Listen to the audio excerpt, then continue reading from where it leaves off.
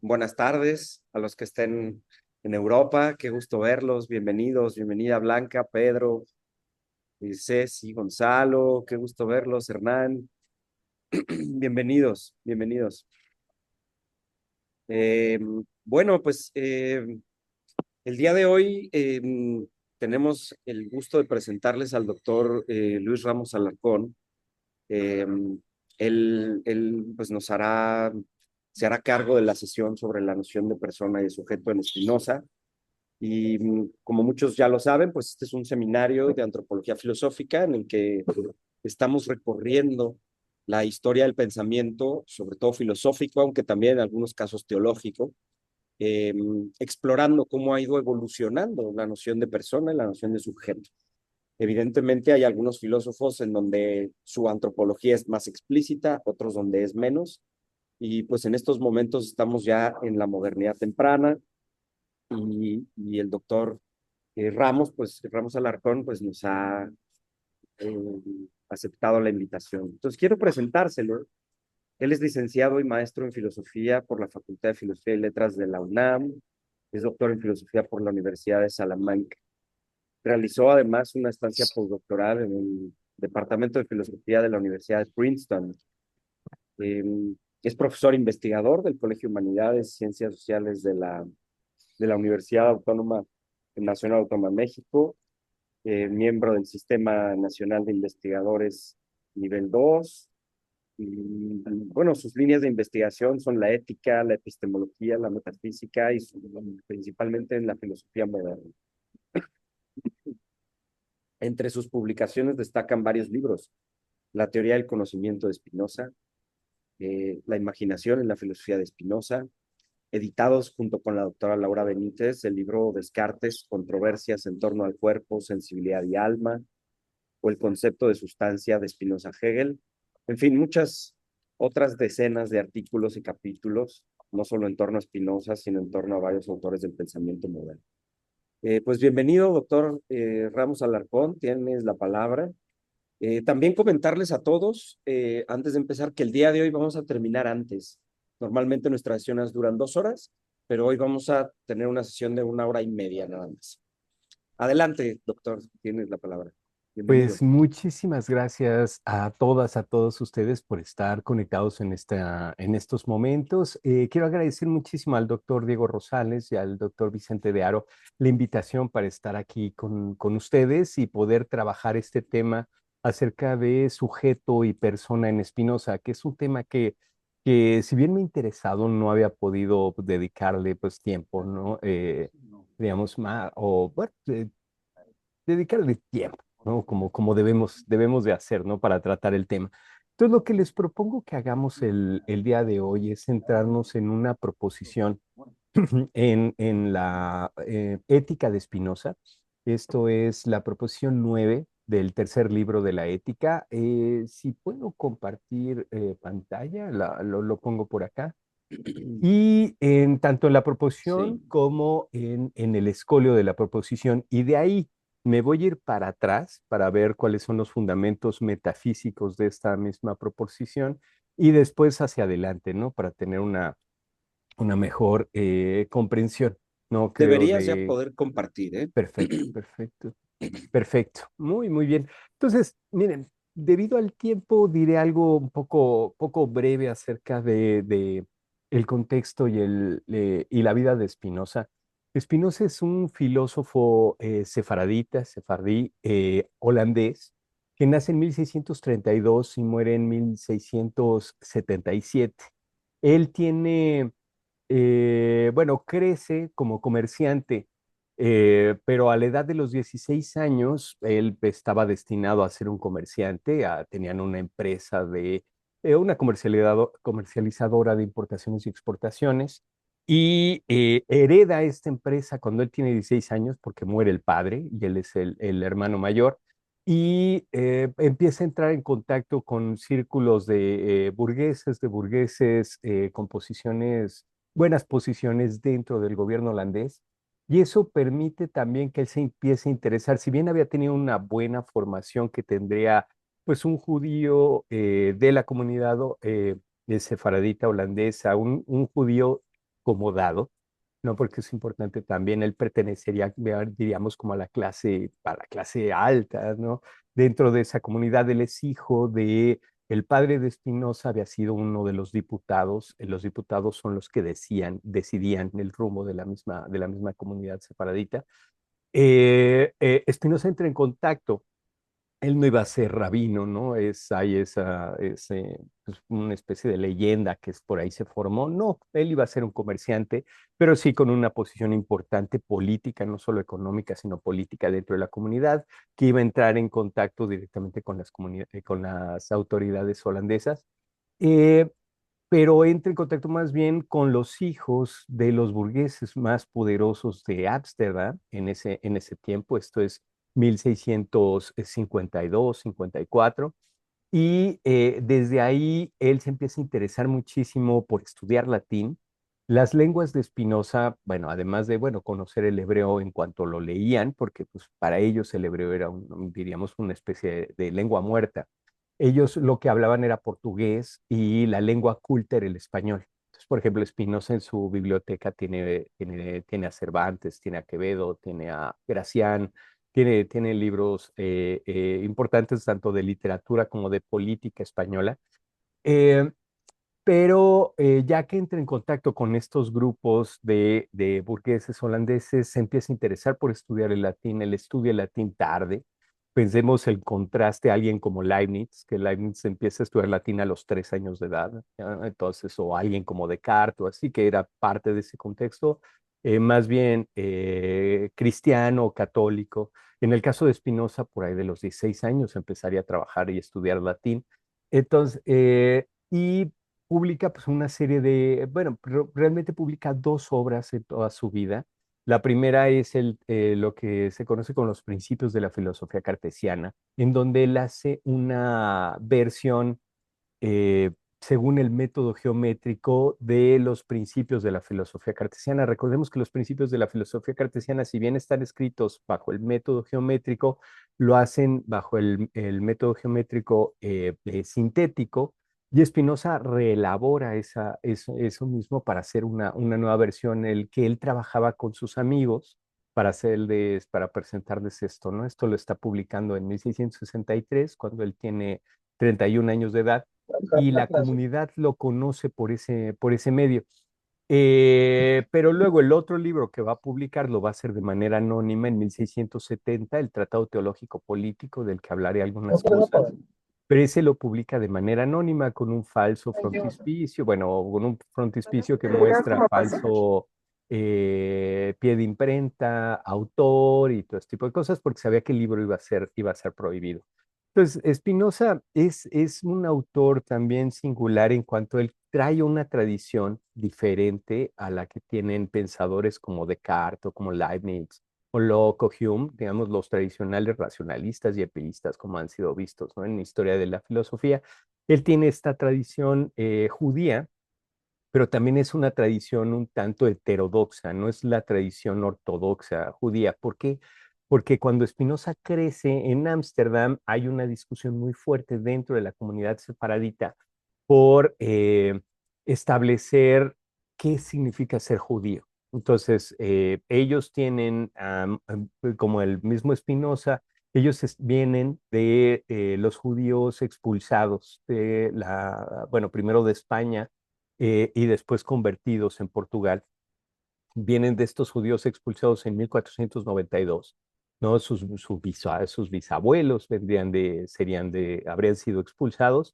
Entonces es gente que llevaba algo así como más de 100 años ocultando el judaísmo, teniendo una fachada para poder llevar a cabo dentro de casa estos distintos rituales que van perdiendo poco a poco la claridad de qué es ese ritual, porque no pueden profesar de manera abierta su judaísmo. Entonces lo tienen que ocultar, pero cuando llegan a Holanda, en 1605, ¿no? Esto es años antes de que Spinoza nazca, precisamente llega el abuelo de Spinoza, que es ya también uno de estos diputados que se establecen desde un principio. Uno de los tíos de Spinoza también tiene una función muy importante para llevar a los judíos, para hacer las negociaciones para poder ir a vivir a Holanda.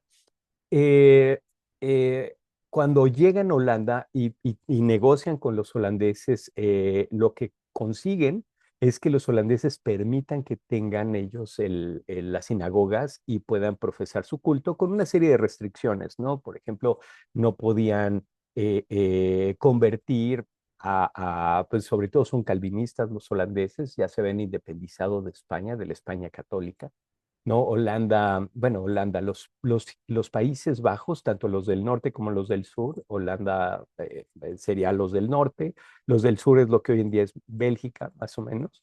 Esos pertenecen a la corona española y tienen una influencia muy fuerte durante el siglo XVI del calvinismo y se independizan, bueno, hacen un movimiento de independencia, solo se pueden independizar los del norte, los del sur se mantienen pues bajo el dominio español. Entonces, lo que tiene que hacer los sefaraditas es negociar precisamente con los calvinistas. Los calvinistas les ponen estas restricciones, pero permiten que haya un culto abierto. Pero ese culto abierto tampoco es, pues vuelven de la noche a la mañana a la manera como llevaban la religión sus tatarabuelos y así, sino que ya tienen, ¿no?, ellos una idea, pues diríamos ahorita muy sincrética, ¿no? De qué es ese judaísmo. Y hay una discusión muy fuerte entre los mismos rabinos, que son los profesores que tiene Spinoza y pues hay la gente con la que se va formando. Ellos están en discusión sobre qué significa ser judío y están en una discusión también con la ortodoxia judía. La ortodoxia está presente a través de un rabino, de una serie de rabinos que llevan desde Venecia a Ámsterdam. Venecia es la comunidad judía que ha permanecido más tiempo, digamos, sin expulsiones, que han mantenido la ortodoxia. Entonces, ellos son los que llevan y están defendiendo la ortodoxia dentro de la comunidad sefaradita, ahí en Ámsterdam, pero ya estos judíos sefaraditas, muchos de ellos, muchos de los rabinos defienden ya otras formas de judaísmo y termina imperando la ortodoxia, ¿no? Ya cuando Spinoza ya está fuera de la comunidad sefaradita. A Spinoza lo expulsan de la comunidad sefaradita en 1656. Ese es un dato también curioso, ¿no? Importante porque Spinoza es del expulsado de los expulsados, ¿no? Entonces es para alguien que no acepta, lo buscan por el papel importante que tiene tiene su familia dentro de la comunidad sefaradita, lo buscan. Este grupo de diputados y le dicen, bueno, mira, tú puedes hacer lo que quieras, ¿no? Te puedes dedicar a lo que quieras, leer lo que tú quieras, pero no escribas y no salgas de la comunidad y nosotros te mantenemos, ¿no? Y Espinosa ya para ese momento no acepta y más bien ya vive fuera de la comunidad, fuera del barrio judío dentro de Ámsterdam, ya vive con los calvinistas, los burgueses calvinistas tolerantes, más abiertos, vive ya con ellos, entonces es expulsado de la comunidad, pero Spinoza no está ahí cuando sucede la expulsión.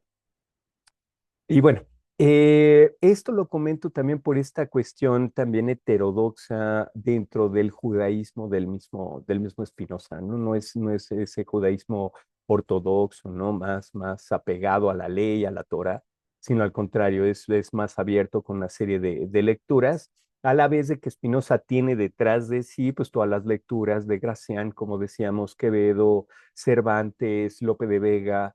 Él tiene una tradición que no tiene Descartes, por ejemplo, que no va a tener Leibniz o no va a tener Locke o Berkeley o estos distintos autores, ¿no? Con los que bueno, con los que se relaciona, ¿no? En las mismas historias de la filosofía. Entonces tiene una tradición un tanto diferente, hace suya la tradición cartesiana y en esa tradición cartesiana, lo que le interesa mucho a Spinoza es cómo se homogeneiza el mundo material, ¿no?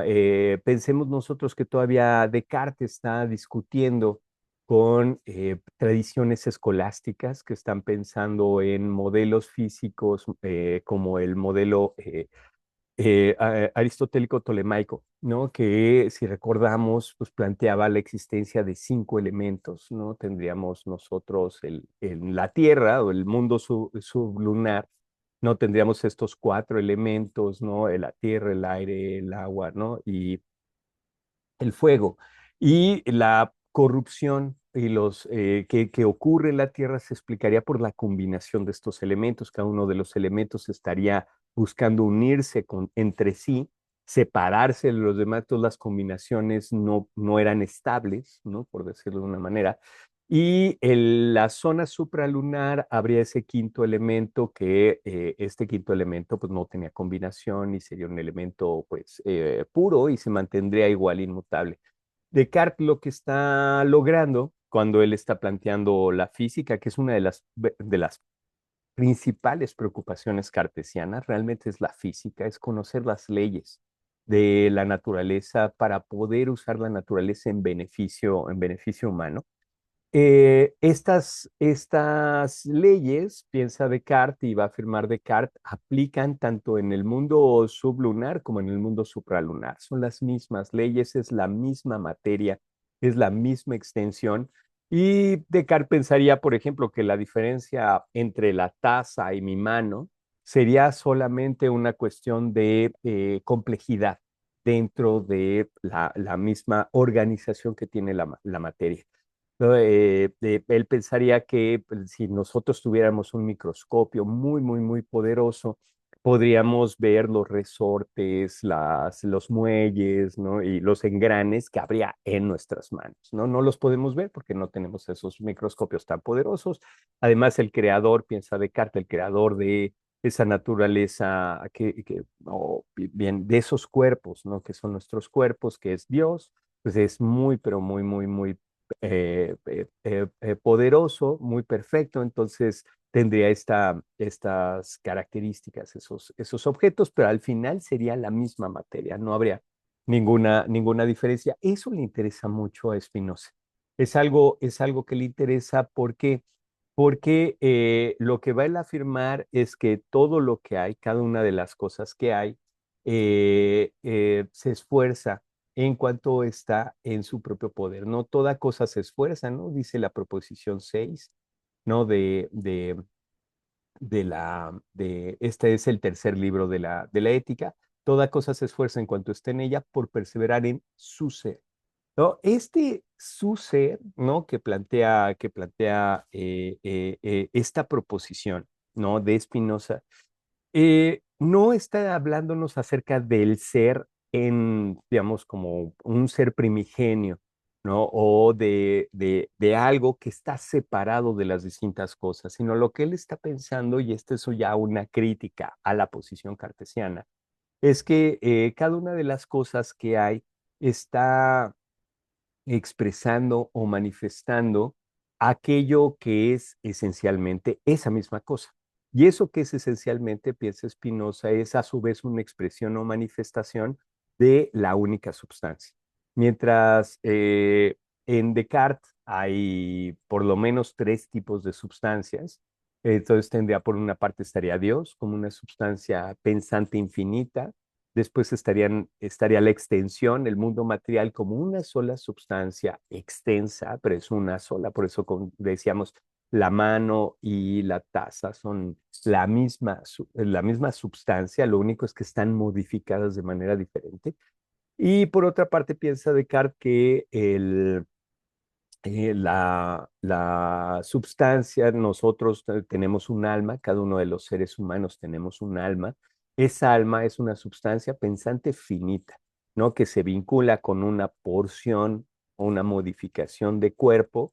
Y bueno, se mete un poco en el problema de cómo se comunica, ¿no? Y cómo se relaciona esa substancia pensante finita, que es el alma humana, con una porción de cuerpo. Pero bien, volviendo a la cuestión en Spinoza, es que solamente hay una sustancia. Esa sustancia se presenta, se expresa o se comprende desde los atributos como sustancia extensa o como sustancia pensante, pero es exactamente lo mismo. Y eso va a llevar a Spinoza a afirmar que el cuerpo humano y la mente humana son exactamente la misma cosa. No, con esta afirmación resuelve Spinoza el problema de la comunicación entre cuerpo y alma, pero abre nuevos problemas, ¿no? Como también vemos nosotros en la misma historia de la filosofía, es muy interesante que a veces los autores, las autoras resuelven un problema, pero crean nuevos problemas, ¿no? Entonces tienen que ver la manera de cómo lo resuelven, ¿no? El nuevo problema que ahora está enfrentando Spinoza es que pues todos vemos que los cuerpos tienen inercia, que tienen una serie de reglas o condiciones que ese mismo cuerpo no puede no puede, diríamos, darles la vuelta o saltárselos, ¿no? Si nosotros tuviéramos consideremos una mesa de billar y esa mesa de billar tiene pues, está determinado el número de bolas que tiene, las dimensiones de la mesa de billar, las características que tiene, si nosotros sabemos el taco con el que golpeamos una de las bolas, la bola blanca, y sabemos la dirección, la fuerza con que se golpea y así podríamos determinar perfectamente todo lo que va a suceder en la mesa. Entonces, si Spinoza está afirmando que cuerpo y mente son la misma cosa y vemos que los cuerpos no tienen libertad, no están determinados, entonces la mente también está determinada y no hay una libertad como libre albedrío. ¿No? Y Spinoza, parte de su filosofía es tratar de explicar por qué sucede esto, ¿no? Entonces, voy comentando estas cuestiones también para ir aclarando un poco qué está entendiendo Spinoza por sujeto y qué está entendiendo por persona. Sí, esta proposición 6, toda cosa se esfuerza en cuanto esté en ella por perseverar en su ser, aplica a todo cuanto existe. Si esta proposición no es privativa de los seres humanos, sino que aplicaría al árbol, al perro, al gato, a la misma tierra, a los planetas, a todo aplicaría esta misma proposición. Pero lo que me interesa es que cuando dice también esta cuestión en cuanto está en ella, ¿no? En cuanto está en ella es la misma esencia de esa cosa. Entonces, lo que va a hacer cada una de las distintas cosas, sea lo que sea, es buscar seguir siendo aquello que es y asistirse de lo que hay a su alrededor para seguir haciendo lo que es. Ninguna de las cosas puede cambiar en otra, ¿no? Un perro no se puede volver un gato, un cierto tipo de modo no se puede cambiar a otro tipo de modo, ¿no? Por sí mismo, sino por acción externa, no necesariamente, ¿no? Esa sería la cuestión. Y ahora volvemos a la proposición 9, que era la que comentábamos que vamos a estar usando ahí como eje, ¿no? Para hacer la lectura tanto de la metafísica como, bueno, sí, de la metafísica, tanto general como especial, ¿no? En Spinoza, dice la proposición, ¿no? La mente, tanto en la medida en que tiene ideas claras y distintas, como en la medida en que las tiene confusas, se esfuerza por perseverar en su ser por una cierta duración indefinida y es consciente de este esfuerzo suyo. Esta es la definición que Spinoza pone de ser humano. Sí, Spinoza no define al ser humano como un ser racional. Esta definición permite entender al ser humano en cuanto es racional, pero también en cuanto es un ser no racional. ¿Sí? Para él, esta es la manera como la definición 6 que acabábamos de ver, esta definición del conato, este es donde estaría el conato, ¿no? Luego usamos el término conato como sustantivo, ¿no? Cuando trabajamos con Spinoza, pero pues nunca debemos olvidar que conato es precisamente esfuerzo. Y entonces no es un sustantivo en sí, ¿no? Las cosas son las que se esfuerzan, ¿no? Entonces, cada cosa se esfuerza en cuanto esté en ella por perseverar en su ser. Y en el caso de los seres humanos, dado que cuerpo y mente es exactamente lo mismo, ¿no? Va a decir Spinoza, la mente, en la medida en que tiene ideas claras y distintas, o sea, en la medida en que es racional, pero también en la medida en que tiene ideas confusas, que es lo que Spinoza llama imaginación, de todas maneras, tenga unas ideas o tenga las otras, se esfuerza por perseverar en su ser. ¿no? Esta existencia, la existencia de cada uno de los seres humanos, la existencia de cada uno de nosotros, consiste, desde la perspectiva de Spinoza, en un esfuerzo que es guiado siempre por ideas. Y esas ideas pueden ser ideas racionales o pueden ser ideas no racionales. Y que no necesariamente quiero decir irracionales, ¿no? Porque eso es como ideas que van directamente en contra de la razón. Ya, y no siempre ocurre así, ¿no? Pero me interesa mucho ir aclarando un poco qué quiere decir esto de las ideas claras y distintas o las racionales y qué quiere decir las ideas confusas o ideas de la imaginación. Entonces, se esfuerza por perseverar en su ser y dice por una cierta duración indefinida. No hay no, le interesa mucho a Spinoza defender que en la esencia de la cosa no está escrita, pues, si pudiéramos decir eso, no está escrita su propia terminación, ¿no? O su negación. La esencia como tal es una negación determinada de la substancia, de la única substancia. Es ya en sí una negación. Y la existencia lo que hace de este modo es afirmar esa negación determinada que es, ¿no? Y perseverar como esa negación determinada. Ahora, que sea una negación determinada, ¿qué quiere decir eso, no? A mí me gusta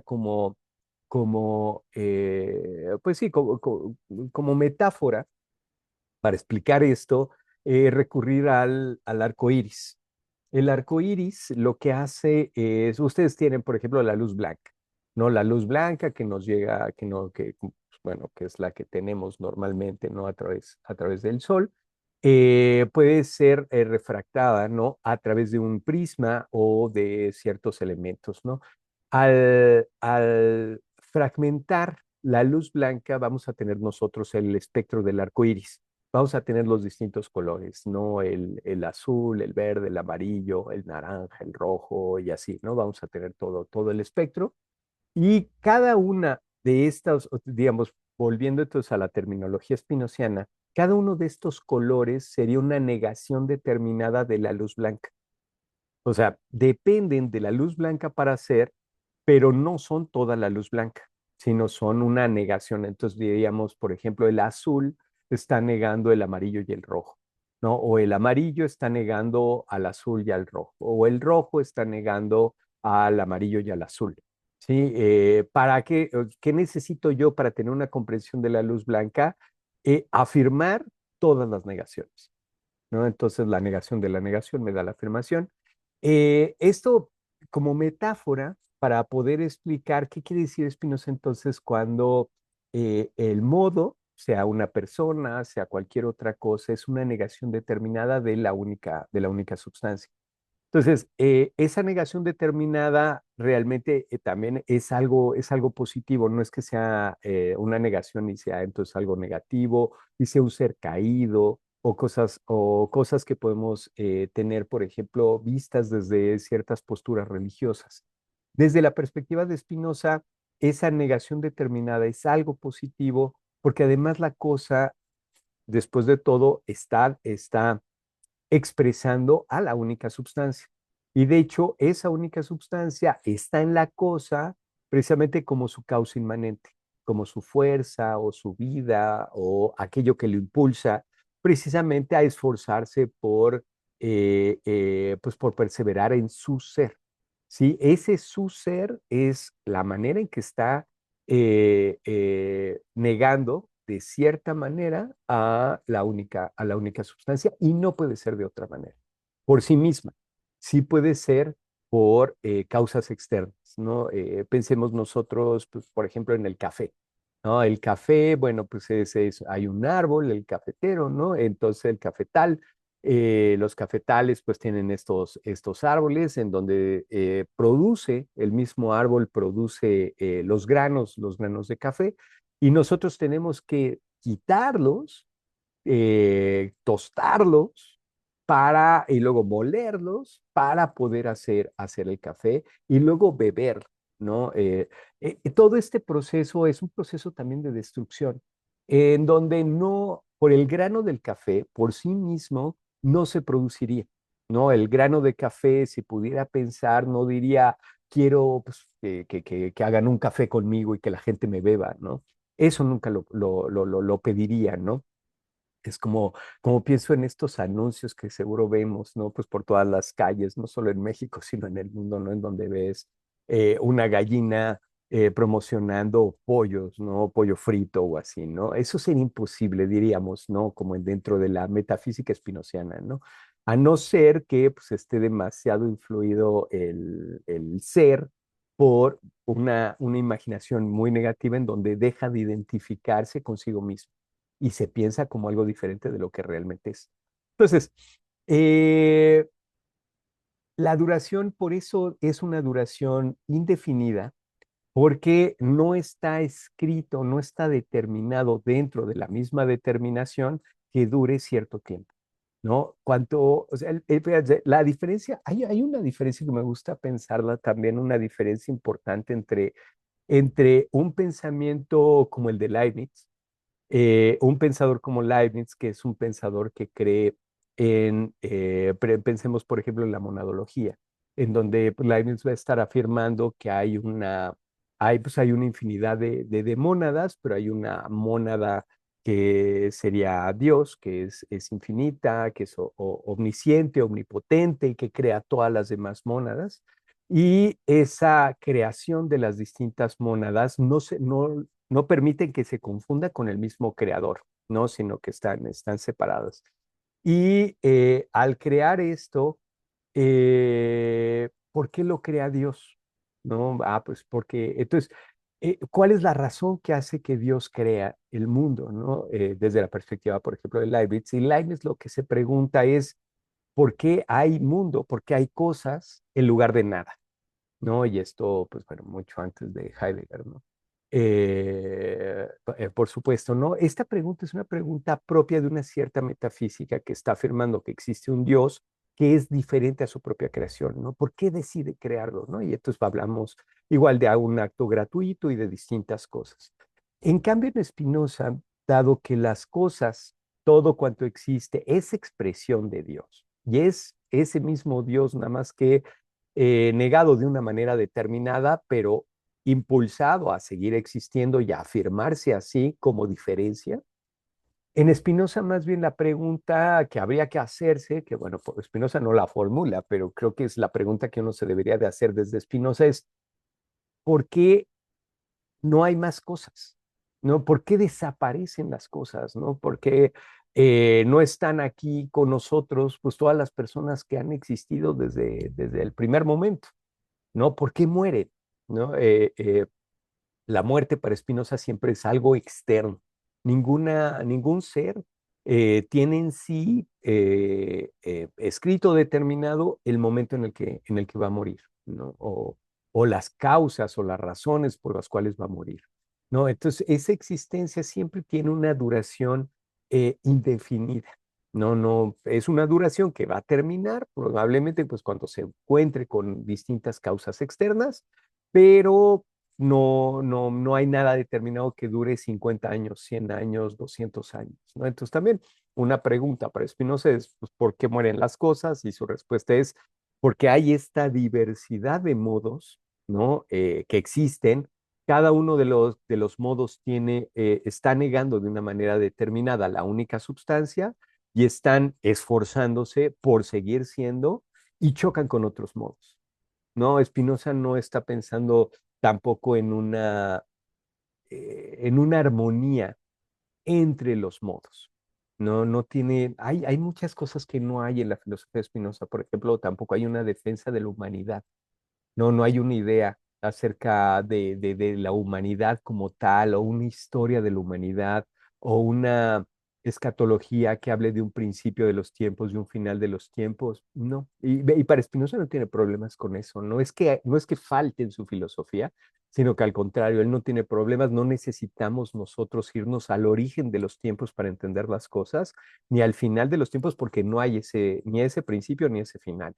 Es como si más bien lo que hacemos es estudiar las cosas Me gusta pensar una metáfora como si fuera toda una carrera de relevos que no sabemos cuándo empezó y no sabemos cuándo va a terminar. Y simplemente lo que podemos nosotros hacer es estudiar a quienes están corriendo ahorita y quienes están pasando uno a los otros las estafetas, ¿no? Eso es nuestro trabajo, diríamos, científico. Y sobre todo nosotros somos unos de esos que están corriendo y pasándose unas estafetas unos a los otros, ¿no? Entonces tenemos que hacer ese estudio mientras corremos, ¿no? Y ya estamos viendo a todos los demás corriendo, ¿no? Entonces es una perspectiva bastante diferente a la de muchos otros autores.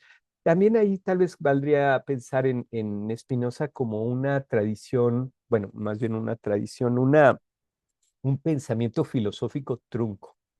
O sea, realmente Spinoza nadie lo tomó en serio en su tiempo, ¿no? No se hicieron escuelas filosóficas spinocianas, sino al contrario. Por ejemplo, en el siglo XVIII se pedía, por ejemplo, para hacer un doctorado en Alemania, tú podías hacer tu doctorado criticando el Tratado Teológico Político o criticando la ópera póstuma de Spinoza, ¿no? Y ya te daban el doctorado, ¿no? Más bien era algo así como lo que va a ser después el marxismo en finales del siglo XIX y parte del XX, pues así era el espinosismo durante el siglo XVIII. Entonces, no hay una corriente propiamente. Spinoza va a ser ya retomado de una manera más seria hasta después de la Segunda Guerra Mundial, ¿no? Pues por distintos círculos y distintas cosas, ¿no? Pero bueno, no me quiero desviar. Quiero volver entonces otra vez a esta proposición, ¿no? Entonces, la mente, tanto en la medida en que tiene ideas claras y distintas, que son las ideas racionales, como en la medida en que tiene las ideas confusas, que serían las de la imaginación, se esfuerza por perseverar en su ser por una cierta duración indefinida y es consciente de este esfuerzo suyo. Entonces, aquí hay otro elemento muy importante que es la conciencia. Y una diferencia muy interesante entre el planteamiento espinociano y el cartesiano es que en Descartes, para saber quién soy yo, no pensemos nosotros en las meditaciones metafísicas o en el discurso del método, lo que va haciendo Descartes es ir negando los vínculos que hay entre las ideas que tiene y cosas a las que corresponderían esas ideas que hubiera fuera de la misma mente o de la misma alma. Entonces, la manera como llega Descartes al cogito ergo sum, ¿no? A esta afirmación de pienso, entonces como pienso, eso es prueba de que existo, pienso, dudo, siento, ¿no? Entonces eso es prueba de mi existencia. Esa conciencia es una conciencia, diríamos, como aséptica, una conciencia limpia de vínculos con el mundo exterior y con las distintas cosas. Esa conciencia, como le está afirmando Descartes en estas obras, esa la tendría cualquier ser humano, sin importar su género, su religión, su edad, su nacionalidad, etcétera, etcétera, ¿no? Eso. ¿No? Entonces, esa es una postura que sería la cartesiana. En cambio, acá, la conciencia para Spinoza es la idea de la idea. ¿Y qué quiere decir eso? Quiere decir que yo lo que le llamo conciencia, a quien yo digo que yo soy y a quien yo me identifico junto con mis distintas ideas, son las mismas ideas que están guiando mi esfuerzo, ¿sí? Las que están guiando a mi mente para esforzarse, para perseverar en su ser. Eso que yo llamo conciencia no es más que el conjunto de ideas, sean objetos, sean cosas, sean entidades que yo estoy representándome, que me han permitido existir, ¿no? Y que me mantienen en la existencia. Entonces, en ningún momento la conciencia quiere decir algo así como lo que estaba planteando Descartes, en donde Descartes va a considerar que él, al ser consciente, no se da cuenta, piensa Descartes pues, precisamente el discurso del método y en las meditaciones metafísicas, él piensa que él es todo lo que él tiene una facultad de razón o de entendimiento, ¿no? Para poder distinguir la verdad de la falsedad. Él tiene esta voluntad para poder decidir y hacer una cosa o hacer la otra, o aceptar que algo es verdadero o que algo es falso y este tipo de cosas. En el caso de Spinoza no es así. La conciencia no es más que el conjunto de ideas que están guiando pues a ese esfuerzo, que es la misma cosa, ¿no? El ser humano. Entonces, la conciencia entre un chino y un mexicano, por ejemplo, o un sudafricano, la conciencia es diferente en la medida en que han existido de manera diferente. Sí, pensemos desde hábitos alimenticios, hábitos de sueño, tipos de sociedades en las que se encuentran, lenguaje, expresiones artísticas, deportivas, distintas actividades manuales, físicas, etcétera, etcétera, etcétera. Eso es para Spinoza la conciencia. A diferencia de Descartes, entonces, donde la conciencia, yo conozco de manera más plena mi conciencia, quitándome la relación y el vínculo con el mundo. En el caso de Spinoza es al revés. Yo tengo una conciencia de mí conforme yo comprendo mejor con qué estoy vinculado en el mundo, ¿no? Eso es lo que me da a mí una mejor conciencia de quién soy, ¿no? Sí, sí, realmente, ¿no? De quién soy, ¿no? Ahora, vamos a seguir entonces con esta misma proposición, pero me interesa ahora distinguir estas ideas claras y distintas y las ideas confusas. Esto me voy ahora más para atrás, me voy a la proposición 29 del segundo libro, y en el escolio de la proposición 29, lo que va a hacer Spinoza es decirnos, bueno, esta proposición dice, la idea de la idea, esto es la conciencia, de una afección cualquiera del cuerpo humano, no implica un conocimiento adecuado de la mente humana. No, esto es, yo puedo tener una idea del café, ¿no? Y saber que el café, pues, por ejemplo, no le puse azúcar, entonces va a estar amargo, ya ahorita va a estar frío, o sea, yo puedo tener esta idea de la idea de lo que es este café que yo tengo aquí en mi escritorio, pero esa idea no me dice a mí qué es mi propia mente, cuáles son las condiciones para que mi mente piense, para que haga asociaciones y toda una serie de cosas, ¿no? Yo no puedo llegar, ¿no? Por este análisis de mis propias representaciones, como pretendía Descartes, yo no puedo llegar a una comprensión plena de quién soy yo, ¿no? Por esa vía. Entonces dice el escolio de la proposición, ¿no? 29, dice, digo expresamente que la mente no tiene ni de sí misma, ni de su cuerpo, ni de los cuerpos externos un conocimiento adecuado, sino tan solo confuso, tantas cuantas veces percibe las cosas según el orden común de la naturaleza. Esto es tantas cuantas veces es determinada externamente, a saber, según el fortuito encuentro de las cosas, a contemplar esto o aquello, ¿no? Entonces, esto es lo que llama Spinoza imaginación. La imaginación incluye, según él, todo tipo de percepción sensible. Estas percepciones sensibles, por ejemplo, ahora que nos estamos viendo, que nos estamos escuchando, que estamos hablando, igual estoy tocando pues mi taza de café y lo siento frío. Toda esta serie de percepciones sensibles para Spinoza son imaginaciones. Y no es muy diferente que estar dormido, ¿no? Y él tampoco tiene problemas con eso, ¿no? ¿Qué ocurre cuando estamos nosotros dormidos? Todo este tipo de percepciones, bueno, más bien, todas las percepciones se van alojando como huellas dentro del cerebro. Y cuando nosotros soñamos cuando decimos nosotros que fantaseamos y así, lo único que estamos haciendo es reactivando, según la perspectiva de Spinoza, estamos reactivando esas huellas que ya están en nuestra cabeza. Si yo no puedo imaginar, por más extraño que sea, pues un ser que yo imagine, no puedo imaginar algo que yo no haya visto antes y que no esté haciendo pues una síntesis de distintos elementos, ¿no? Pensemos un unicornio, ¿no? Y entonces pues ligo un caballo con pues, los cuernos, ¿no? De otro animal y así. Eh, o pensar en un elefante rosa, bueno, pues primero pienso en el elefante y luego pues pienso el elefante rosa, un elefante alado, etcétera, etcétera, ¿no? Todas estas combinaciones son posibles porque antes ya pensé pues, una serie de seres o de entidades, incluso si son completamente imaginadas, como los personajes de las caricaturas y de los cartones. Estas y los sonidos también para Spinoza son imágenes.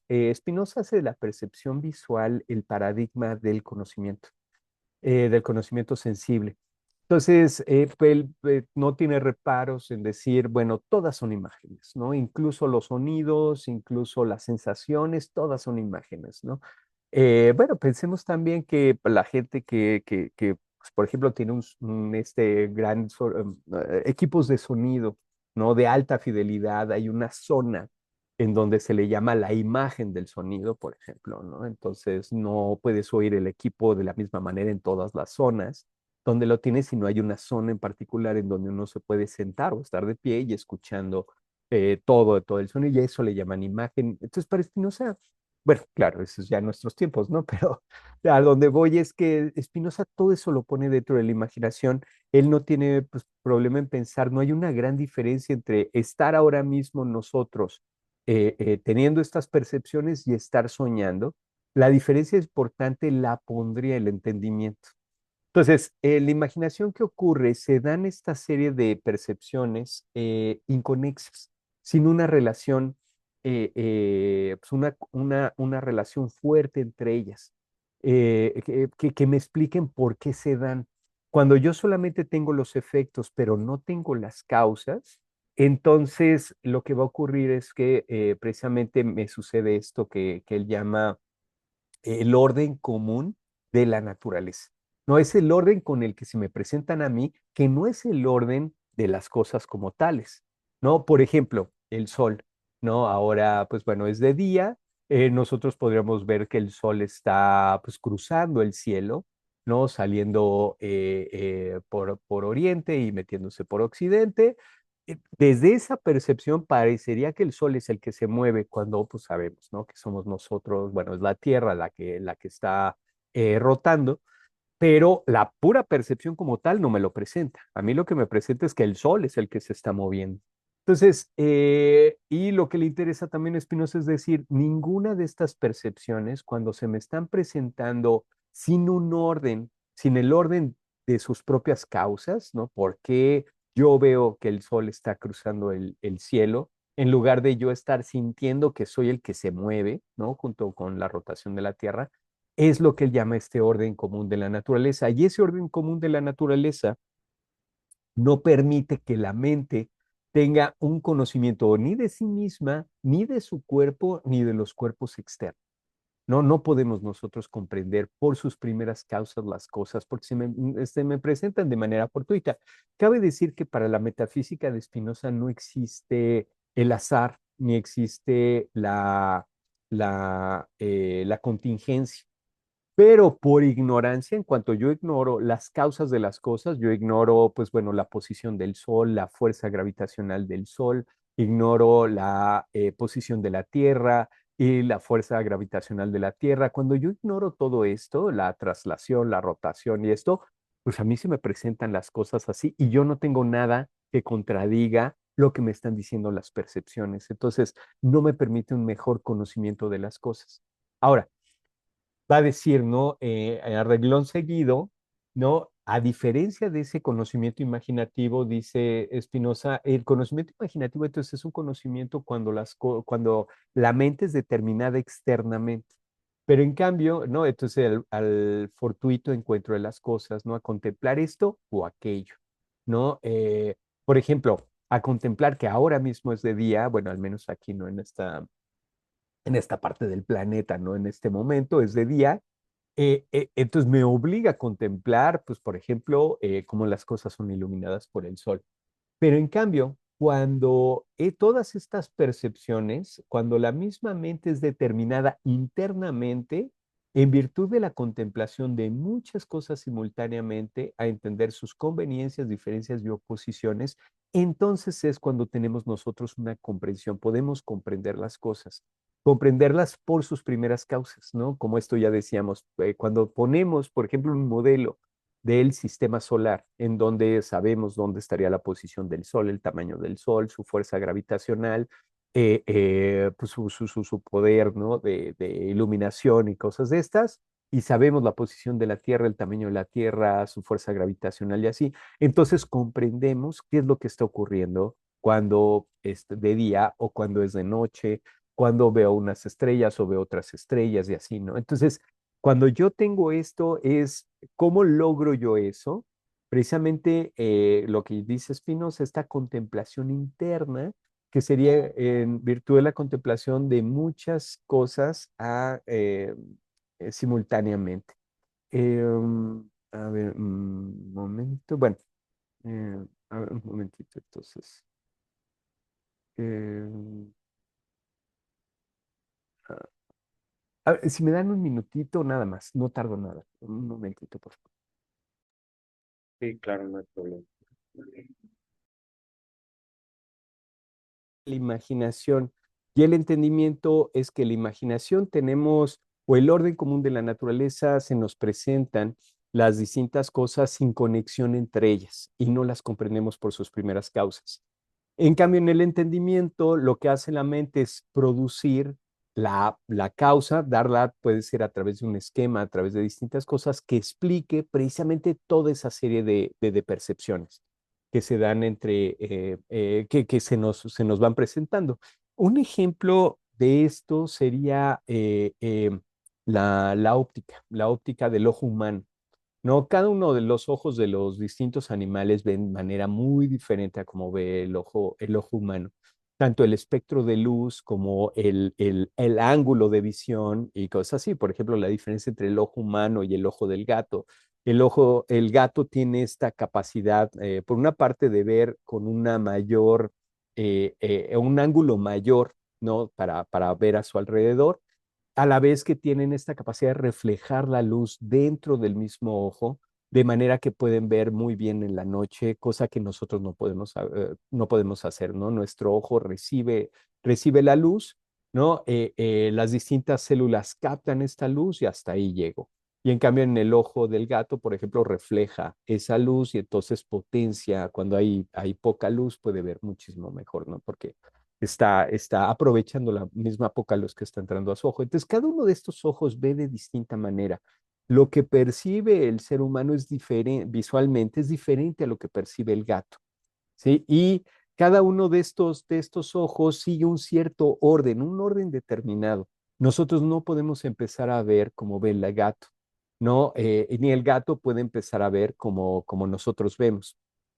Entonces, ¿por qué es importante esto? Porque lo que, por ejemplo, en el caso de la visión humana nos permite saber, y después de todo, las cámaras, estas cámaras que nosotros tenemos en nuestros aparatos, funcionan bajo precisamente los principios de la óptica del ojo humano.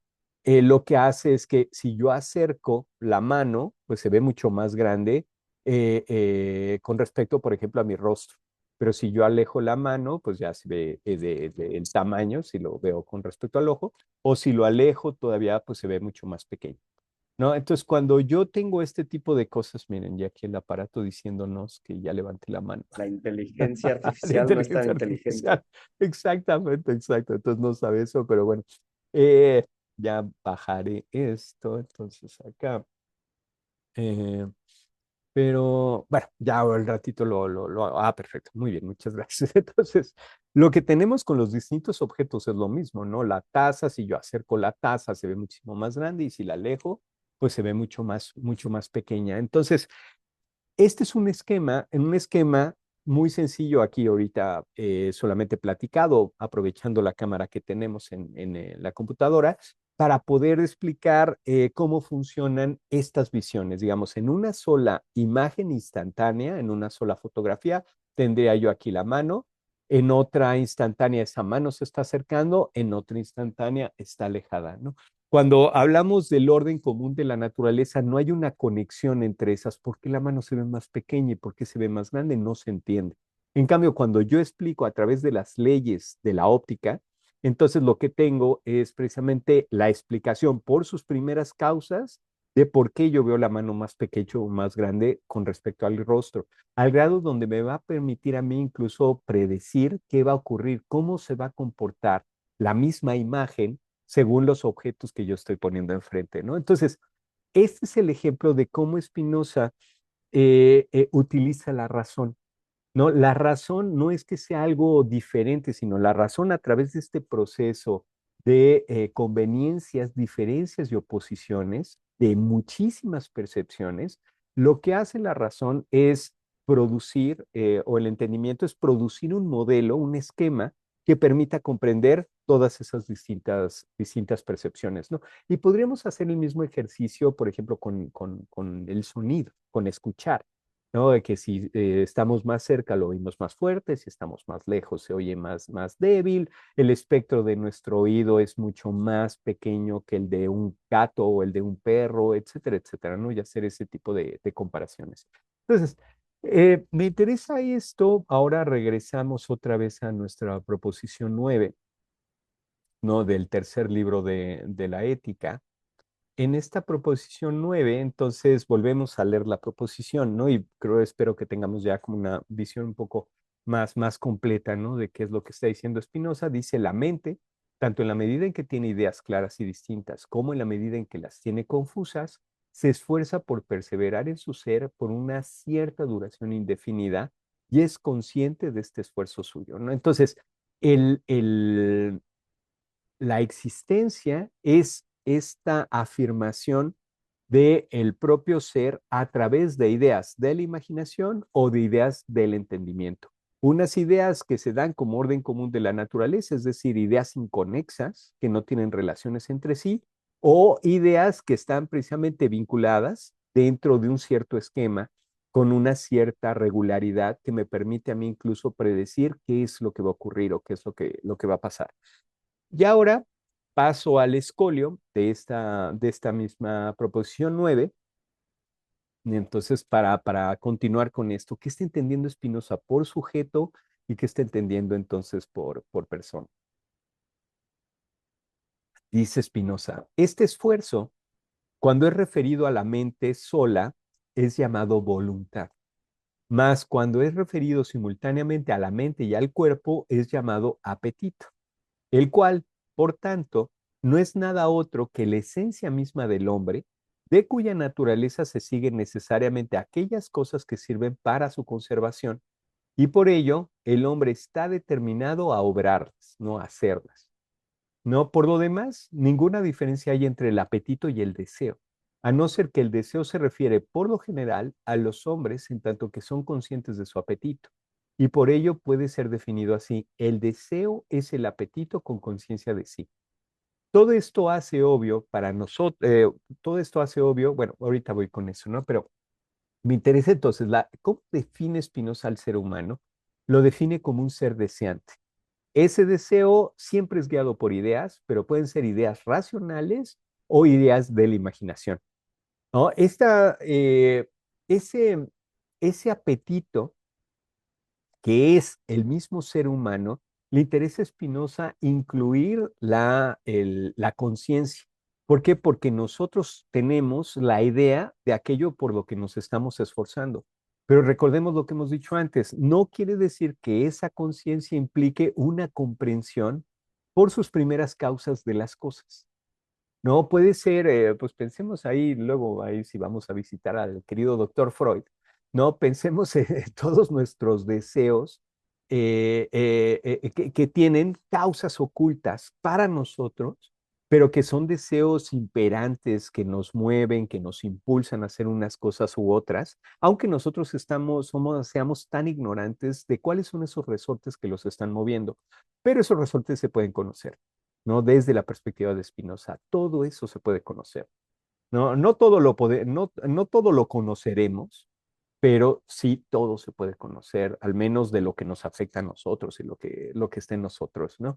Lo único es que tenemos que seguir esta vía que precisamente decíamos del escolio de la proposición 29 del segundo libro. ¿Cuál es la vía? Tener muchísimas percepciones acerca de la cosa, acerca de la cuestión. No podemos nosotros tener una comprensión de las cosas por sus primeras causas solamente con uno, dos o tres casos, ¿no? O percepciones. Lo que necesitamos es un conjunto muy grande para, por ponerles el ejemplo, yo necesito un gran conjunto de imágenes, imagen una, ¿no? De la taza con respecto a mi rostro. Una, dos, tres, cuatro, cinco, seis, siete, ocho, nueve, diez y así, ¿no? Y tener muchísimas, muchísimas, muchísimas de estas percepciones y de ahí poder conformar esos modelos de los que hemos estado hablando. Entonces, aquí a donde quiero llegar es a la diferencia entre entre este hombre o este sujeto y el cartesiano, ¿no? En el caso cartesiano, el caso cartesiano tiene estas facultades inamovibles, ¿no? Para él, ¿no? Una voluntad, un entendimiento que es la razón y que es lo mejor distribuido, ¿no? Dice Descartes en el mundo, o sea, todos tenemos la misma razón y esa razón la aplicamos para poder distinguir ideas verdaderas de ideas falsas y la voluntad es la que entra en juego pues para poder afirmar que esto es verdadero y bueno, y estar de acuerdo con que es verdad y que no. En el caso de Spinoza, más bien lo que ocurre con las personas es que las personas tienen esta capacidad tanto de imaginar como de razonar y según las distintas ideas que tienen, es qué es lo que van a estar ellos comprendiendo y quiénes van a ser ellos mismos o ellas mismas. Sí, la existencia entonces, en el caso de los seres humanos, no es otra cosa que ese conjunto de ideas que le han permitido existir y que afirman su existencia y que va a conservar su existencia. ¿Y que va a hacer la persona? Pues la persona lo que va a hacer es seguir afirmando eso. Pero no hay una determinación previa, ¿no? Otra vez podríamos nosotros pensar el contraste con Leibniz. En el caso de Leibniz, en la monadología, él afirma que la mónada, si bien la mónada no tiene partes, la mónada tiene propiedades y en esas propiedades está determinado qué es esa mónada, ¿no? Entonces el clásico ejemplo leibniziano es el de Julio César cruzando el Rubicón, ¿no? Porque es importante porque es el momento, es el hito de la vida de Julio César en donde ya no puede echar marcha para atrás y él tiene que ir pues a tomar el poder, ¿no? Entonces él ya deja de ser y va a ser el cambio de la república, pues ya por el imperio. Entonces, ¿qué determinaría o qué nos haría ver que Julio César no es un romano más o no es un patricio más de los que habían por ahí? Pues el hecho de haber hecho esto, ¿no? De haber cruzado el Rubicón con las legiones romanas, algo que tenían prohibido dentro de su legislación. Entonces, ese es el momento, digamos, como el momento en donde ya podríamos decir, antes de ese momento, pues tal vez era un patricio más, ¿no? De los que había ahí. Pero está escrito, según Leibniz, en la misma mónada que es Julio César. En el caso de Spinoza, no. En Spinoza no hay algo que esté determinando de antemano quién voy a ser yo, ¿no? O quién va a ser cualquier otra persona. Ese quién voy a ser es un juego o es una negociación o es bueno, tal vez ni siquiera está correcto decir negociación, pero es una relación compleja entre un modo, que es una negación determinada de la única sustancia, y el contexto, otros modos, ¿no? Es esa relación. Por poner un ejemplo, no sé si tuvieron la oportunidad de ver una película que se llama Lion. Es una película, me parece que debe ser una película australiana, porque el personaje principal es australiano. Eh, a ver si encuentro por aquí, aprovechando que tenemos esta. Ajá, aquí está. Entonces, es esta misma. Entonces, esta película que se llama Un camino a casa, ¿no? Entonces. eh, Aquí se los pongo entonces, de aquí que estamos compartiendo la pantalla. Aquí está.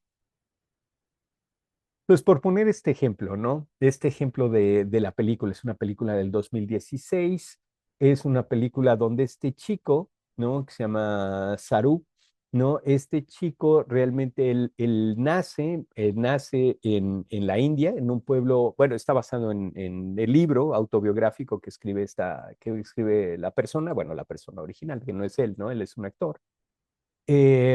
Eh, lo que ocurre con su vida es que él nace en una zona muy, muy pobre, en una ciudad perdida en la India, y en una zona conurbada. Ellos son pepenadores, ellos se dedican a recoger basura, sobre todo de las estaciones de trenes. Hay una estación de tren, entonces ellos tienen que recoger basura del lugar. Él vive con su hermano mayor, él tiene 6 años de edad ¿no? Y vive con el hermano mayor que tiene 8 y la hermana chiquita que tiene 4 o 3 años, ¿no? Y la madre no tienen padre. Viven en esta zona a las afueras de por sí de una ciudad perdida, ¿no? En unas condiciones bastante terribles y pues recogen la basura de la estación del tren y de los trenes. Entonces ocurre que en una de las noches lo que hacen ellos es ir en la noche a recoger la basura porque los trenes descansan en la noche y salen en la mañana. Entonces van y van viendo entre vagones a ver qué se encuentran por ahí. Y él está muy cansado, el niño de 6 años está muy cansado y el hermano mayor le dice, "Ah, pues es que quédate aquí, descansa y ahorita vengo por ti". Y nunca regresa y no regresa el hermano y se queda él dormido, cierran las puertas del tren y el tren se va y se mueve como a 2000 kilómetros de distancia, ¿no? Él, pues como puede, va comiendo lo que va encontrando ahí mismo dentro de los vagones del tren, hasta que el tren se detiene, no sé cuántos días después, 1 o 2 días después, se detiene el tren, abre las puertas y él baja, y pues sabemos, ¿no? Que hay una cantidad de dialectos impresionante en la India. El niño trata de comunicarse con la gente, nadie le entiende, le preguntan cómo se llama, le preguntan de dónde eres, él no se puede comunicar con la gente. Después ya empieza a aprender un poco la lengua, ¿no? Las distintas otras lenguas, pero aún así él sigue diciendo el nombre de su ciudad o del lugar de donde es, pero pues la gente no entiende dónde es. Él va a dar a un hospicio y a ella cuando tiene por ahí de 9 años, 8 o 9 años de edad, llega una pareja de australianos, una pareja de una clase media, media alta, y lo adoptan y se lo llevan a vivir a Australia. Entonces, hay un cambio radical en su vida, ¿no? Mientras él, pues, tenía una vida, pues, bueno, trabajando con la madre y con el hermano, ayudando a la familia como pepenadores, ahora, pues, tiene una vida con una casa muy, muy grande, con un jardín enorme, con su propia habitación, va a tener su propio coche, va a tener toda una vida muy, muy diferente. La película es una película muy interesante, ¿no? Pero a donde yo voy con este ejemplo, y ahí les recomiendo yo la, bueno, la película ahí para que la puedan ver, ¿no? Cuando tengan oportunidad. Eh, Me interesa este ejemplo como para ilustrar qué está pensando Spinoza como persona y como sujeto. No habría en este personaje, Saru, no estaría determinado que él fuera a ser australiano o que él fuera a ser indio toda su vida. No, hay un cambio radical en su vida en cuanto, digamos, genéticamente, pues es el mismo, es la misma persona, pero a los 9 años de edad hay un cambio radical en donde él va a crecer. Por ejemplo, él está, todo como empieza la película, como empieza la narración, él está en la universidad, juega, creo que es rugby, lo que juega, pues es un chico atlético, ¿no? Tiene 20 años o 20 algo, tiene su propio coche, tiene a su novia, ¿no? Como este otro modelo de vida completamente diferente a lo que hubiera vivido, de haber seguido en la India, viviendo en esta zona marginada, entre basureros y entre distintas cosas, ¿no? Entonces, el, desde la perspectiva de Spinoza, yo creo, ¿no? No estaría escrito qué es o quién va a ser esa persona, ¿no? Que si va a ser australiano o si va a ser indio, ¿no? Estaría solamente escrita las cuestiones, podríamos decir, genéticas, ¿no? En donde él tiene una serie de características físicas, un color, ¿no? De tez, cada color del cabello, cierta constitución física que a su vez tampoco está determinada, ¿no? Seguramente su físico, el físico de una persona que hace atletismo, que hace rugby o distintos deportes, pues va a ser muy diferente a la constitución física de esa misma persona, o bueno, va a ser diferente si se dedica pues a recolectar basura, ¿no? Entonces, no estaría escrita en la esencia más que características demasiado, diríamos, como generales, como estas cuestiones genéticas, pero no decir si esta persona va a pertenecer a tal nacionalidad o a tal religión o va a hacer estos logros o aquellos logros, por ejemplo, va a aprender idiomas o no va a aprender idiomas, se va a dedicar a este trabajo, no, sino que ahí lo que es muy, muy, muy importante es ese contexto en el que se crece. ¿no? Entonces, por eso me gusta como ejemplo. Y esto un poquito, pues, para cerrar la sesión y bueno, y escucharlos, ¿no? También me gustaría muchísimo escucharlos y escucharlos.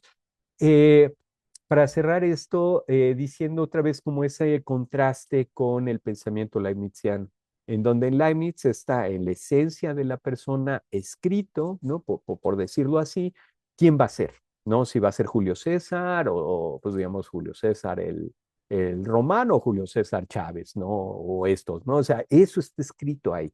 En cambio, en la perspectiva de Spinoza, en la esencia solo está escrito que una serie de características muy, pero muy simples que entran en juego en relación con un cierto contexto, ¿no? Entonces, como decíamos también antes, la conciencia, por eso en Spinoza, tener conciencia de quién soy no es cortando los vínculos con mi entorno, sino al contrario, comprendiendo esos vínculos con mi entorno. Y por ejemplo, en el caso de este chico de Saru, el de la película, el de la historia, él comprendiendo esos cambios entre la India y Australia, por ejemplo, ¿no? Eso es lo que le van a hacer a él comprender quién es y no solamente quedarse con una idea de si él ya fuera alguien en esencia, una cierta manera o así, ¿no? Entonces, esta cuestión de la filosofía de Spinoza, el que no estén las cosas, si bien todo está determinado, esa determinación no la debemos de entender como precisamente la determinación que hay en el caso de Leibniz o en otros autores, sino una determinación en conjunto a través de las relaciones con otras cosas, es lo que le ha interesado a muchos otros filósofas y filósofos desde los años 60, que es, yo creo, una de las razones por las cuales el mismo Spinoza ha sido recuperado por distintas escuelas filosóficas o desde otras perspectivas, por ejemplo, desde la psicología o la sociología o cosas así, ¿no? Por esta movilidad, digamos, entre las relaciones y el vínculo tan estrecho que habría entre la persona y su contexto, ¿no? Yo creo que en Spinoza no podríamos entender a la persona sin su contexto, ¿no? Entonces está siempre ahí relacionado. Y bueno, ya no les quiero quitar más tiempo y en verdad les agradezco muchísimo su paciencia, ¿eh? Ahí me tengo aquí hablando hora y pico y en verdad que les agradezco muchísimo la paciencia y me encantaría escucharlas y escucharlos y pues les agradezco mucho, ¿no? Todo su tiempo. Hombre, muchas gracias a ti. La verdad, lo disfrutamos enormemente, ¿eh? Se pasó volando el tiempo. Em, pues a ver, tenemos poquito tiempo para preguntas. Hoy a las 11:30, o más bien dentro de 10 minutitos nos tenemos que ir. Entonces, si alguien tiene alguna pregunta, pues ya lo sabemos, ¿no? Con la manita de Zoom, y les daré la palabra para que puedan expresarse y plantearle la pregunta al doctor Ramos Alarcón.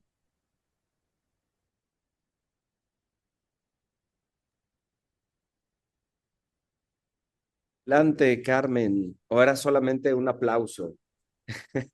¿O quería hacer una Bueno, pregunta? no, estoy aplaudiendo, estoy muy entusiasmada por esta magnífica exposición del doctor Ramos Alarcón. La disfruté muchísimo.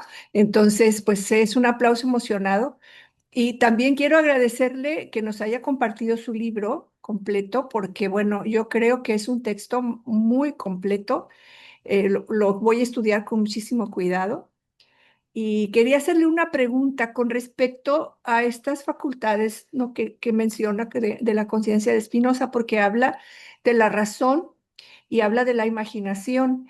Y quería preguntarle, doctor, si en algún momento Spinoza habla también de la memoria, Mm. como era solo esa inquietud.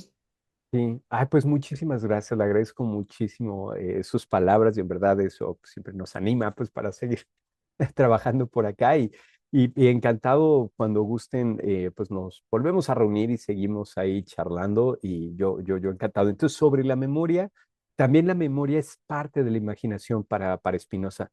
La memoria serían todas esas huellas que él se imaginaba así como si el cerebro fuera una especie de barro o de plastilina o a una masilla que está recibiendo esos impulsos que van dejando estas distintas huellas y eso sería la memoria. Cuando nosotros recordamos algo es que se volverían a activar esas distintas huellas, ¿no? Por choques que habrían dentro del cerebro o así. Y ahí es donde están registradas todas esas ideas, tanto de imaginación como de razón, que nos dicen quién somos. Hay un ejemplo que pone Spinoza, que es el de un poeta español, que pues solemos pensar que se está refiriendo a Góngora, aunque él no le pone nombre, en donde él escucha de este poeta español que pasó unas fiebres terribles, ¿no? Que tuvo ahí una enfermedad muy fuerte, bueno, la explicación, y este poeta español pierde la memoria, ¿no? Y ya no sabe, él no se acordaba, sí recordaba todavía la lengua, pero él no recordaba haber escrito las obras que había escrito y que había publicado. Entonces, Spinoza lo que piensa, la explicación que da Spinoza de este fenómeno, de este poeta español, es que seguramente esa fiebre tan fuerte habría como fundido, ¿no? Ese cerebro, esa masilla, y habría borrado todas esas distintas huellas. Entonces, él ya no sabe quién es porque ya no tiene esos registros, ¿no? Dentro de su cerebro, ¿no? Entonces, es la explicación que él daría ante esa situación, ¿no? Y pues bueno, así va teniendo ahí sus distintos ejemplos, distintas cosas, pero qué bueno, le agradezco muchísimo, Carmen, que lo señale. La memoria es fundamental, fundamental para él y sería parte de esa imaginación. Gracias, doctor. ¿No? Muchas gracias. Adelante, Vicente, por favor. Gracias, Diego. Pero quizá mejor la maestra Blanca Estela y ya si me da tiempo a mí, yo pregunto al final. Bien, me parece muy bien. Adelante, Blanca Estela. Muchas gracias. Pues también agradecerle mucho al doctor Luis Ramos por la claridad con la que expuso. La verdad es que es muy generoso la manera en que lo hizo. Yo nada más quisiera un poco preguntar, cerró él diciendo que no se puede entender a la persona sin su contexto. Entonces, a mí la última parte que expuso el doctor tratando de explicarnos qué es el sujeto y qué es la persona, se me hizo así como muy, muy sugerente para pensar a Paul Ricoeur cuando él se plantea la pregunta de quién soy y empieza a hablar de estas dos identidades, ¿no? Esta identidad biológica, orgánica, con la que prácticamente nacemos y crecemos a lo largo de toda nuestra vida, y esta otra identidad que vamos generando a través de nuestro proceso sociocultural. Entonces, nada más, no sé si ahí el doctor Luis Ramos quisiera agregar algo, pero agradezco mucho de antemano. Pues agradezco muchísimo sus palabras, en verdad que sí, las atesoro mucho. Y con respecto a esto, pues por hacer nada más así breve, breve, igual otra vez un contraste, estaría Spinoza pensando que habría una sola identidad ahí entre lo físico y lo mental. Él no introduciría diferencias, ¿no? Sino que sería una sola, tanto pues, es lo mismo el cuerpo que la mente. Algo que se me olvidaba comentar era que para Spinoza él usa mens en latín, el término mente, ¿no? Y ánima, el término con el que se suele traducir alma, solamente lo usa sobre todo cuando habla sobre estados de ánimo, ¿no? Y así, ¿no? Entonces, un cierto estado de ánimo de la mente, entonces cuando habla de ánima. ¿Y esto por qué? Pues por mostrar yo creo que esta cuestión un tanto técnica, ¿no? De qué está ocurriendo con la mente. Entonces la mente no tiene un libre albedrío, no tiene una causalidad, digamos, una voluntad libre de causas, sino que la voluntad sí tiene junto con el cuerpo esta determinación, pero hay una determinación, como hemos dicho, tanto externa como interna. Entonces, esa determinación interna es lo que lleva a tener el entendimiento o también la libertad, ¿no? Para Spinoza esa sería la libertad. No un libre albedrío que no hay, eso es lo que él afirmaría, pero lo que sí hay esta determinación interna que es lo que él llamaría pues, esa libertad. Pero sí, pero muchísimas, muchísimas gracias por las palabras. Muchas gracias. Pues 3 minutos, Vicente. Adelante. Gracias, Diego. Muy, muy brevemente, primero agradecer otra vez, me pareció extraordinariamente clara, amena la manera de presentarlo, Luis. Hay que saber mucho para poderlo presentar tan claro, de verdad te lo agradecemos con tanta generosidad y claridad. Eh, mi pregunta sería un poquito externa, digamos, al tema de la persona o en relación con la ética, porque yo lo que conozco son los autores siguientes que fueron acusados de espinosistas, ¿no? Todo ese debate en el idealismo alemán. Y ahí Fichte tiene una posición muy particular, porque Fichte ya admite cierto espinosismo, dice que él admite un espinosismo moral. Y yo lo que entiendo después de algunas lecturas es que quiere decir que admite una especie como de aspiración a la perfección, pero la perfección del todo. O sea, no hay que considerar a las personas en tanto individuos, no hay que considerarse tampoco uno mismo como fin, sino que uno tendría como que dedicarse al todo, ¿no? Una especie de devoción al todo. Y entonces en esa discusión ya del idealismo que es posterior, como que se suele pensar que la persona individual en Spinoza se diluye, por lo menos en este enfoque moral, ¿no? ¿Qué es lo que hay que hacer? Pues olvidarse de lo individual, esa sería la exigencia, ¿no? Y eso es lo que se va admitiendo progresivamente en el idealismo, donde se fue reconociendo, por lo menos expresamente, cada vez más la influencia de Spinoza. Con esto que nos ha explicado también, ¿tú dirías que eso tiene cierta continuidad con una lectura adecuada de Spinoza? ¿O es más bien un malentendido que también es muy frecuente en la historia de la filosofía? Te lo agradezco muchísimo, muchísimo, Vicente. En verdad que sí es igual también una pregunta como las otras muy interesante. Y bueno, a la que habría que dedicarle también toda una, ya que digo una sesión, varias sesiones, ¿no? Es muy cierto lo que dices, tal vez sí ya probablemente, porque bueno, está esa discusión entre Lessing y Mendelssohn sobre Spinoza, ¿no? Que decía Lessing, bueno, es que pues probablemente Spinoza tenga una respuesta, pero quien realmente ya empieza a leer con seriedad a Spinoza, pues es Fichte. ¿No? Como muy bien dices, y después vamos a tener tanto a Schelling como a Hegel, ¿no? Como estos lectores. En parte, a mi manera de ver, ellos lo que les interesa es, frente a Kant, recuperar la intuición intelectual, ¿no? ¿No? Porque pues Kant había dicho, no, solo hay intuición sensible, no hay intelectual, ¿no? Y entonces eso nos cierra la puerta a muchas cosas, ¿no? Entonces hay un interés por recuperar la intuición intelectual, pero respetando muchas de las conquistas kantianas. Entonces, ¿la vía cuál es? Creo la inmanencia. Entonces, ellos dicen, bueno, yo puedo mantener o puedo rescatar la intuición intelectual si hay una inmanencia, porque no estoy saliendo de mí, sino estoy yendo hacia mí mismo, ¿no? Y pensarme a mí como esa, pues, expresión o manifestación de un todo o de un uno, ¿no? O de un ser y así, ¿no? Entonces, eso es creo que lo que sí les va a interesar mucho, pero sí habrían diferencias, también diferencias hay importantes, yo creo, con Spinoza, que estarían puestas en que, a mi manera también de ver, lo que hace también Fichte es, por ejemplo, leer con mucho cuidado tanto el primer libro como el quinto libro de la Ética. Pero, por ejemplo, estas cuestiones de las que estábamos hablando, el segundo libro, el tercer libro y luego el cuarto, eso no, apenas si lo ven, ¿no? ¿Por qué?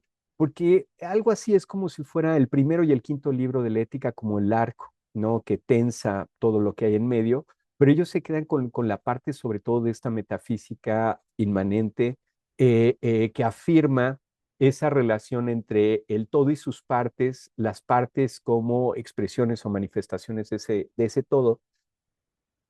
Y, por ejemplo, vamos a tener estas críticas a que se pierde el individuo, ¿no? Como por ejemplo la crítica hegeliana, ¿no? Que va a decir, no, bueno, es que hay un acosmismo, ¿no? Y estas cuestiones. Pero a mi manera de ver, el individuo no se pierde, o más bien es que hay que entender al individuo como decíamos hace unos momentos, hay que entender al individuo como ese entramado de relaciones con otros individuos. ¿No? Lo que sí se pierde, eso sí, es pensar al individuo como separado, como solo, ¿no? Que yo lo pudiera tomar como si fuera una pieza de una mesa de ajedrez y describirlo. Bueno, pues yo lo puedo entender, pero solamente en un tablero, ¿no? Con las características que tiene y pues la posición o incluso la característica particular que tiene esa pieza, ¿no? Dentro del tablero, ¿no? Entonces, yo creo que esa sí sería una diferencia y bueno, tantas otras también muy interesantes y muy importantes. Y es que también es bien interesante el proceso de lectura de Fichte sobre Spinoza, ¿no? Esto de que se lo dan, pues precisamente para que él supere, ¿no? Bueno, para que tenga un medio para criticar el determinismo, ¿no? Como exterior y así. Y luego él pues lo termina tomando, ¿no? Tomando precisamente desde esta perspectiva, como decíamos, desde el inmanentismo y así, ¿no? Entonces pensaría como un poco por ahí, pero muchísimas gracias, en verdad, Vicente. Y pues eso sí lo podemos seguir también en otra ocasión. No, encantado, encantado. Pero muchas gracias. Muchas gracias.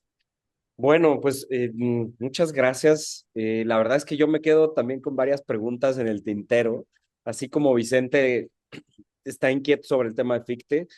Yo a la luz, por ejemplo, de Bergson, ¿no? No dejé Mm. de notar que el tema de la duración es relevante, todo el tema de la imagen, pero en fin, ya yo te escribiré un correo con todas mis preguntas y por allí continuaremos la conversación, pero por el momento no quiero ya retrasarte mucho más. Y sí agradecerte, agradecer tu presencia, agradecer esta extraordinaria presentación, agradecer también a todos los asistentes. Y pues bueno, bienvenido. Aquí la red de investigación de Apax es tu casa. Muchísimas gracias. Yo les agradezco a todas, a todos ustedes la invitación, la paciencia para estar aquí y es un gusto saludarlos. Espero que lo podamos hacer de manera presencial, pero por lo pronto es un gusto en verdad verlos por aquí y ver a algunas amigas, amigos. Me da un gusto enorme, enorme, enorme. Estupendo, pues muchas gracias. Les anuncio que la próxima sesión tendrá lugar en febrero. El doctor Leonardo Ruiz nos hará una exposición sobre Leibniz y ya el próximo semestre continuaremos con la modernidad. Les mando un saludo a todos, muchas gracias por su participación. Gracias, hasta luego, muy buenos días.